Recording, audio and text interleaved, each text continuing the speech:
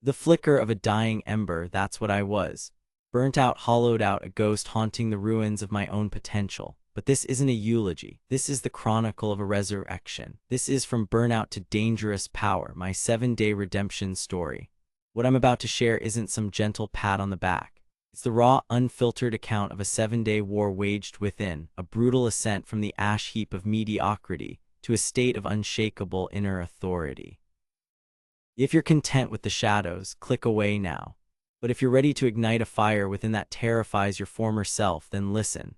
This is your wake-up call, your blueprint to forge the kind of dangerous power that comes not from dominating others, but from utterly mastering yourself. A power that makes you unrecognizable even to the man you were a week ago. This is how you stop being a victim of your circumstances and become the architect of your destiny, one relentless day at a time. This is your personal transformation, your path to an alpha mindset rooted in the timeless strength of Stoicism. Day 1, the recognition of ruins, staring into the abyss of burnout. The first day wasn't about action. It was about brutal, unflinching acknowledgement. You cannot rebuild a city if you refuse to see the rubble. My city, my inner world, was a smoldering ruin. Burnout. It's a polite word for a soul sickness, a spiritual exhaustion that seeps into your bones and whispers that nothing matters. I wasn't just tired, I was depleted, my reserves of will and motivation drained to bedrock. The dreams that once fueled me felt like distant, mocking echoes. Productivity was a forgotten language. My mind, once a fortress, felt like a besieged outpost, its walls breached, its chambers filled with the suffocating smoke of apathy and self-recrimination. This is the state many of you are in, perhaps without even naming it. You drag yourself through your days, a passenger in your own life, fueled by caffeine and obligation, the vibrant colors of existence muted to a dull, oppressive gray. You tell yourself it's just a phase, that you're stressed. But deep down, you know this isn't living, it's a slow surrender. This is mediocrity's embrace, and it's a cold one. The first step towards dangerous power is to stare this reality in the face without blinking. No excuses, no justifications, no blaming the world, your boss, or your circumstances.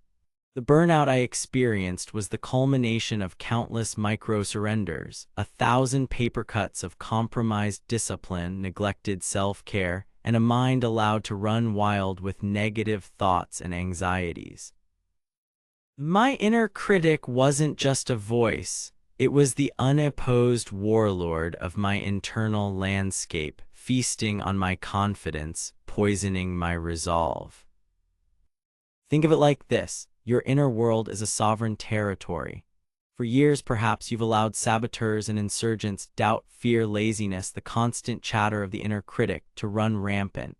They've pillaged your resources, undermined your defenses, and left your spirit in a state of chronic fatigue. Day 1 is the intelligence report. It's the damage assessment. You walk through the desolation not with despair, but with the cold, clear eyes of a general planning a counteroffensive. My dangerous power wasn't going to magically appear. It was buried dormant, suffocated under layers of neglect and compromise. The first act of redemption was to admit the extent of the damage.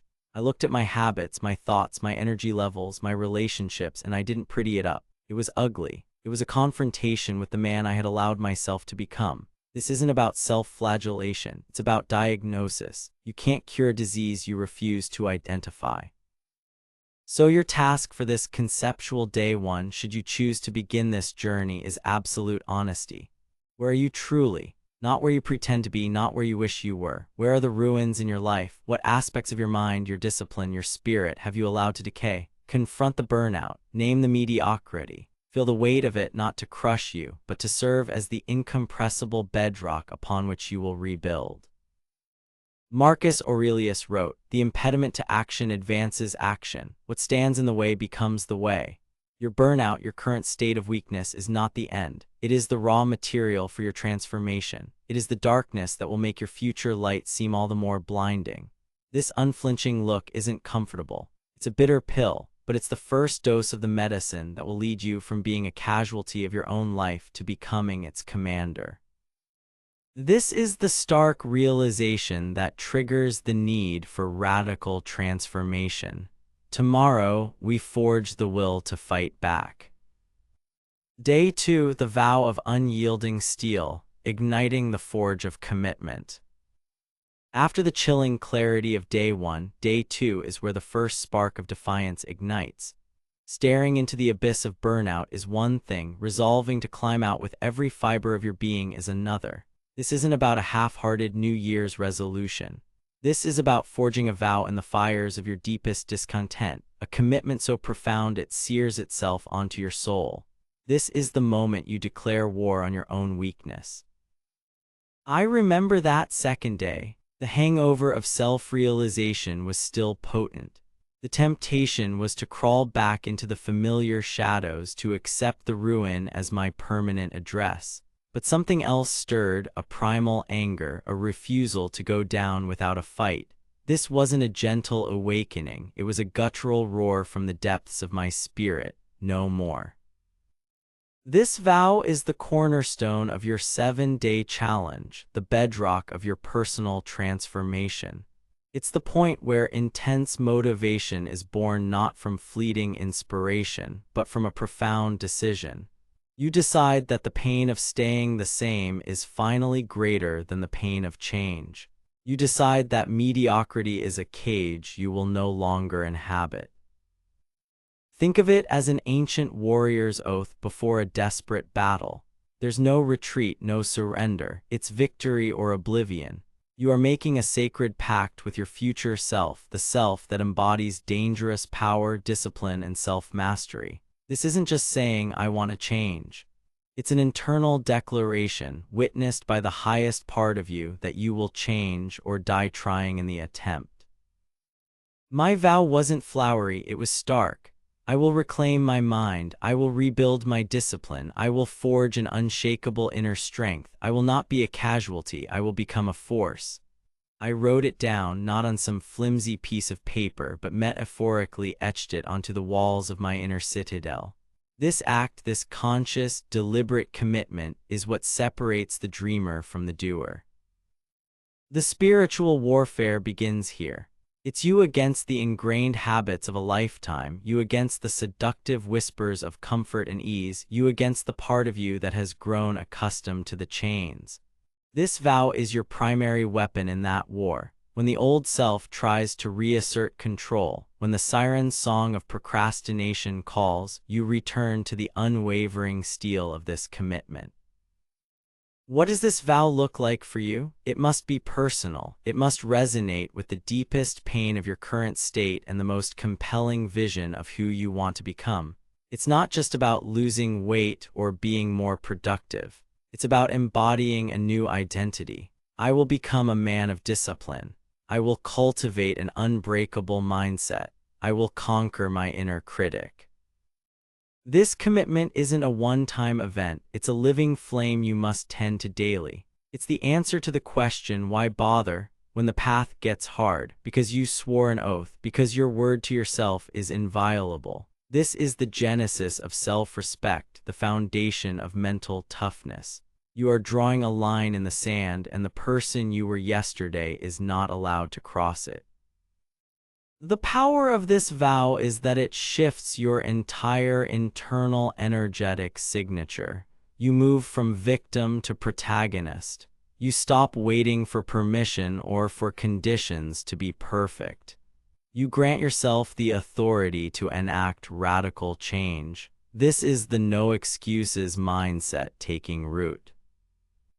Consider the alternative. Without this ironclad commitment, any attempt at change will crumble at the first sign of resistance. You'll dabble, you'll try, but you won't transform. The path from burnout to dangerous power is paved with discomfort, and only an unyielding vow will see you through the inevitable trials. This is your personal declaration of independence from your old limitations. This is the moment you stop asking, "Can I?" and start declaring, "I will." This is the forging of your inner alpha. Day 3, the Stoic Armory, forging mental weapons for inner warfare. With the vow of unyielding steel made, Day 3 is about arming yourself. The war for your mind, for your life, cannot be won with intentions alone. You need weapons, you need strategy, you need a philosophy of resilience. This is where we delve into the Stoic armory. Stoicism isn't a passive philosophy of gritting your teeth. It's an active, practical system for mental warfare, for cultivating inner strength and achieving self-mastery. I realized that my burnout wasn't just a lack of energy. It was a consequence of a mind undisciplined, reactive, and easily swayed by external events and internal negativity. My thoughts were my enemies because I had never learned to command them. Stoicism offered the keys to the command center. The first weapon I claimed from this ancient arsenal was the dichotomy of control. Epictetus laid it bare. Some things are within our control and some are not. Our thoughts, our judgments, our actions, these are ours. External events, other people's opinions, the past, the future's uncertainties, these are not. My burnout was fueled by raging against things I couldn't control, by tethering my peace of mind to outcomes I couldn't guarantee. On day 3, I began the ruthless practice of identifying what was mine to command and what I had to release. This alone felt like shedding a colossal weight. The anxiety relief was palpable, not because the problems vanished, but because my engagement with them fundamentally shifted. Imagine a besieged fortress. The enemy, negative thoughts, external chaos is throwing everything at the walls. The dichotomy of control is like realizing you don't have to fight every phantom, every stray arrow. You focus your defenses on the gates you actually command, your responses, your interpretations. Next, I unsheathed the practice of negative visualization, premeditatio malorum. This isn't pessimism, it's strategic foresight. The Stoics didn't dwell on the bad to feel bad. They contemplated potential misfortunes, loss, failure, hardship, to strip them of their power to surprise and derail. By imagining the worst, you rehearse your resilience. You build mental toughness. I spent time considering what would happen if my efforts failed, if setbacks occurred. Paradoxically, this didn't increase my fear, it diluted it. It prepared me. It showed me that even in the face of adversity, my core self, my ability to choose my response, remained intact. Then came amor fati, the love of fate. Not a passive resignation, but a powerful embrace of whatever happens, good or bad, as necessary and even desirable. This is radical acceptance taken to its highest form. Marcus Aurelius taught that what stands in the way becomes the way. Instead of fighting reality, you work with it. The burnout itself, the very thing I was fighting, I started to see not as a curse, but as the catalyst, the necessary pressure to force this transformation. This mindset shift is monumental. It turns obstacles into opportunities for growth, suffering into a teacher. These weren't just intellectual exercises. This was active mental conditioning. Each morning, I'd mentally rehearse these principles. When an old pattern of anxious thought or self-sabotage arose, I'd consciously deploy these Stoic tools. The inner critic would scream, and I'd meet it with the calm understanding that its pronouncements were outside my direct control, but my agreement with them was not. Overthinking, that parasitic drain on mental energy, began to recede as I focused on present action within my control. This is how you build a powerful mindset. It's not about affirmations that feel hollow. It's about restructuring the very operating system of your mind. It's about learning how to be stoic in the face of life's inevitable storms. This mental strength is the bedrock of emotional resilience. You are forging the discipline to control your mind, to choose your thoughts deliberately, to stop being a slave to your fleeting emotions and untamed inner dialogue. Day 3 was about understanding that true power isn't about changing the world outside. It's about mastering the world within. The Stoic armory provides the weapons to conquer your mind, to silence the negative thoughts, and to build an unshakable fortress of inner peace and mental toughness. This is the intellectual firepower you need for the battles ahead. This is where you learn that your mind can be your greatest ally or your most formidable foe. The choice and the training begins now. Day 4, the crucible of flesh, rebuilding the temple, forging the warrior. After arming the mind on day 3, day 4 is dedicated to the vessel, the body. Many who seek self-improvement focus solely on mindset, neglecting the profound interconnectedness of mind and body. Burnout isn't just mental, it's a physical state of depletion. To cultivate dangerous power, to become unrecognizable, your physical form must become an expression of your renewed will, a temple of strength and discipline, not a forgotten prison. My body in the throes of burnout was a reflection of my inner state, sluggish, weak, neglected.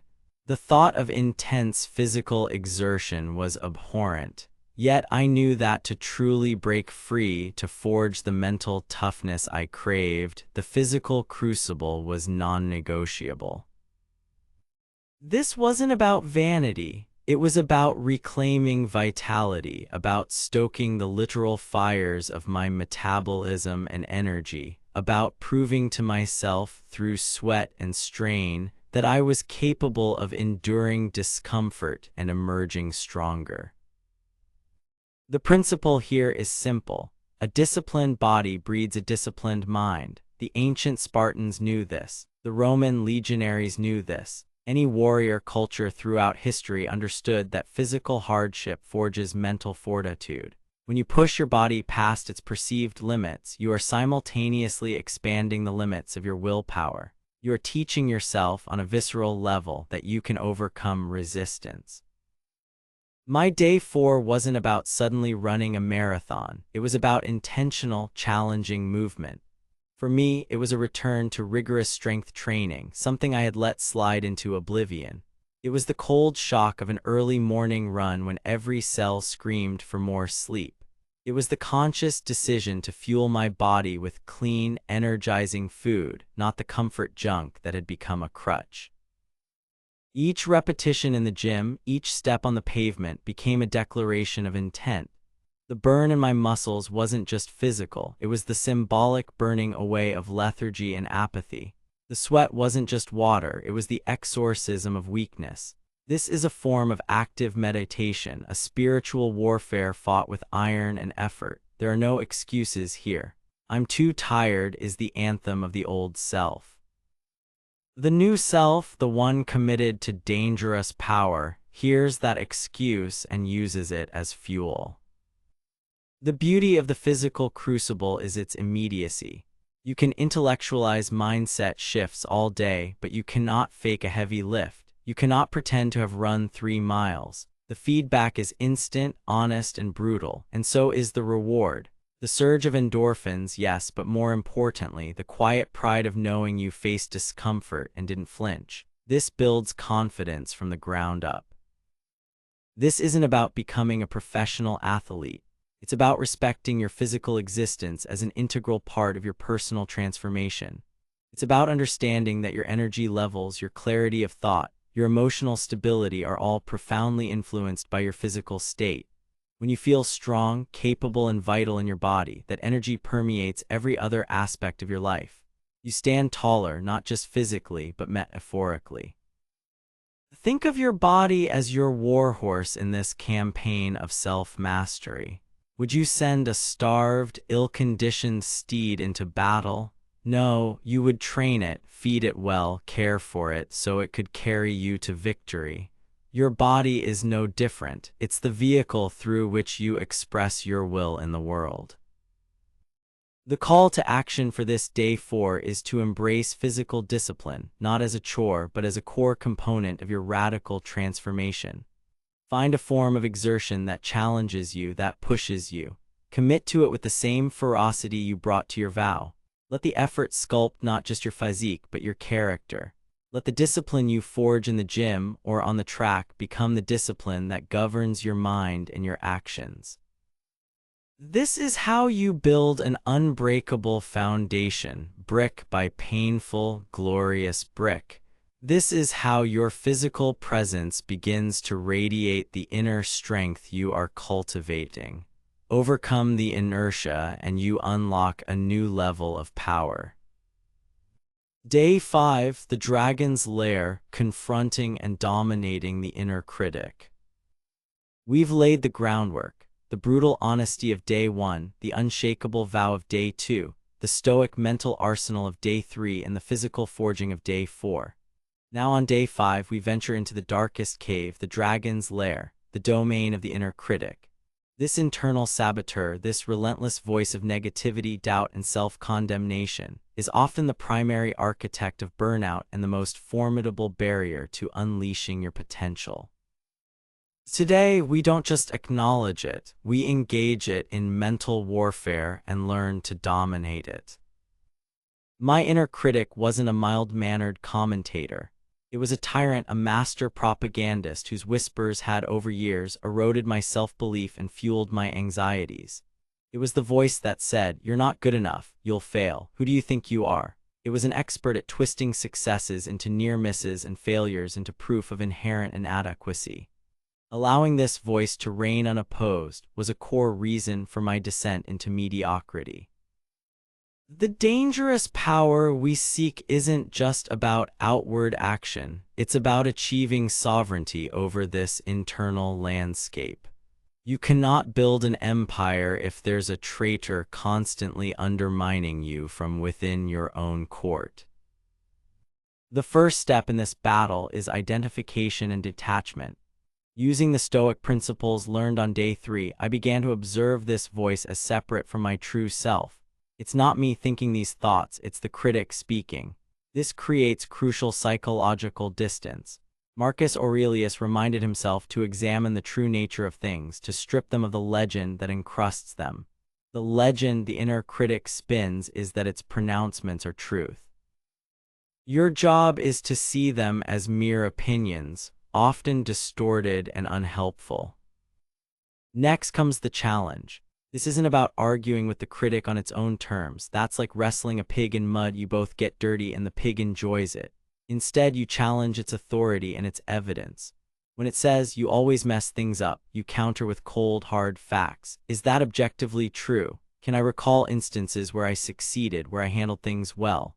Often, the critic operates on gross generalizations and emotional reasoning. Your weapon is logic and objective self-assessment. A powerful technique I employed was personification, then ridicule. I gave my inner critic a name, a somewhat pathetic caricature. This demystified it, made it less threatening. When Nigel the Naysayer, my personal moniker for that voice, started his whining, it was easier to dismiss him with a mental eye roll than when it felt like my own core truth speaking. This might sound trivial, but it fundamentally alters the power dynamic. You're no longer cowering before a fearsome judge. You're dealing with a predictable and, frankly, rather boring heckler. Then, crucially, you replace. The mind abhors a vacuum. If you simply silence the critic without offering an alternative narrative, it will creep back in. This is where you consciously cultivate a voice of self-compassion, not self-pity, encouragement, and rational optimism. This is your inner mentor, your inner Stoic sage. When the critic attacks, this stronger, wiser voice steps in, not to silence the critic with brute force, but to offer a more compelling, constructive perspective. Yes, this is challenging, but I have faced challenges before and prevailed. I will learn from this, regardless of the outcome. My worth is not defined by this single event. This is mental toughness in action. It's the discipline to catch the negative thought, to examine it, to defang it, and to consciously choose a more empowering internal dialogue. It's about stopping self-sabotage at its root. This isn't a one-day fix. This is ongoing vigilance, a continuous practice of mental hygiene. But Day 5 is the day you go on the offensive. You stop being a passive recipient of its abuse and start actively dismantling its power. The consequence of letting the inner critic run rampant is a life lived in fear, a potential never unleashed, a constant state of anxiety and self-doubt. The reward for mastering it is profound, a quiet confidence, the freedom to take risks, the ability to learn from mistakes without being crushed by them, and an inner peace that isn't dependent on external validation. You become your own staunchest ally instead of your own worst enemy. This is a critical step in building that powerful mindset, that alpha mindset where your internal state dictates your actions, not the other way around. Conquer this inner dragon, and the path to your dangerous power becomes dramatically clearer. Day 6, Riding the Lightning, Mastering Emotional Storms with Stoic Resilience. After confronting the inner critic, Day 6 focuses on the volatile world of emotions. Many associate strength, particularly an alpha mindset, with the suppression of emotion. This is a dangerous misconception. True strength, true dangerous power lies not in being emotionless, but in emotional resilience. The ability to experience the full spectrum of human emotion without being capsized by it, to harness its energy rather than be its slave. Burnout is often a state of being emotionally overwhelmed and dysregulated. Day 6 is about learning to ride the lightning. Stoicism is frequently misunderstood as a philosophy of cold detachment. On the contrary, Stoics like Seneca wrote extensively on anger, grief, and joy. Their aim wasn't to eliminate emotion, but to understand its origins, often in flawed judgments, and to cultivate a mindset that could navigate emotional storms with wisdom and equanimity. This is about conquering your mind's reaction to emotion, not emotion itself. My journey through burnout was characterized by emotional volatility. Small setbacks could trigger disproportionate frustration or despair. Anxiety was a constant, low hum beneath the surface. I was at the mercy of my feelings, tossed about like a ship in a tempest. Day 6 was about building a stronger vessel and learning to steer. The first principle applied here, drawn from our Stoic armory, is again the dichotomy of control. You cannot always control the initial arising of an emotion, a surge of anger, a pang of fear, a wave of sadness. These are often physiological, primal responses. What you can control is your assent to that emotion, the judgments you attach to it, and the actions you take because of it. An emotion is a piece of information, it's not a command. I began to practice what I call the Stoic pause. When a strong emotion arose, instead of immediately reacting, I trained myself to pause, breathe, and observe. Anger is present. This feels like fear. This simple act of naming and observing creates a space between stimulus and response, the very space where wisdom and choice reside. This is mental strength in real-time application. Next, I worked on dissecting the judgments fueling the emotion. As Epictetus said, men are disturbed not by things but by the views which they take of them. If I felt intense frustration over a delayed project, I'd ask, what judgment is causing this? Is it the judgment that this delay is catastrophic? Is it the judgment that I am failing? By examining and often reframing these underlying beliefs, the intensity of the emotion often lessened. This isn't about telling yourself not to feel. It's about understanding why you feel so strongly and whether that reason holds up to rational scrutiny. A crucial aspect of emotional resilience is learning to tolerate discomfort. We live in a culture that pathologically avoids negative feelings, but growth, transformation, and any meaningful endeavor involve discomfort. Part of harnessing emotional storms is accepting that feelings like anxiety, frustration, or even sadness are not enemies to be vanquished, but temporary states to be navigated. By willingly sitting with uncomfortable emotions without immediately trying to numb or escape them through distraction, addiction, or lashing out, you build immense inner strength. You learn that you can endure. You learn that feelings, no matter how intense, are transient. This process transforms your relationship with your emotions. Instead of being a source of fear and chaos, they can become a source of information and even energy. That surge of anger, once understood and controlled, can be channeled into determined action. That flicker of anxiety can become a signal to prepare more thoroughly. This is emotional Aikido, not fighting the force but redirecting it. The alternative is a life lived on an emotional roller coaster, where your mood, productivity, and relationships are hostage to the whims of your feelings. This is the opposite of the powerful mindset we aim to cultivate. By mastering your emotional responses, you develop an inner calm, an emotional resilience that allows you to face life's challenges with grace and fortitude. You stop self-sabotage driven by emotional reactivity. You cultivate inner peace not by avoiding life's storms, but by becoming a skilled sailor who can navigate them. This is a profound component of self-mastery, a key to unlocking that dangerous power which is, at its core, unshakable internal stability. Day 7, the Phoenix Protocol, Emergence into Dangerous Power. We arrive at day 7. This isn't an end point, but a commencement. After the brutal honesty of acknowledging the ruins, the iron vow of commitment, the arming with stoic wisdom, the forging in the physical crucible, the silencing of the inner critic, and the mastery of emotional storms, day 7 is the emergence. It's the culmination of the intense, focused effort of this 7-day challenge, the moment you begin to embody the dangerous power you've been cultivating.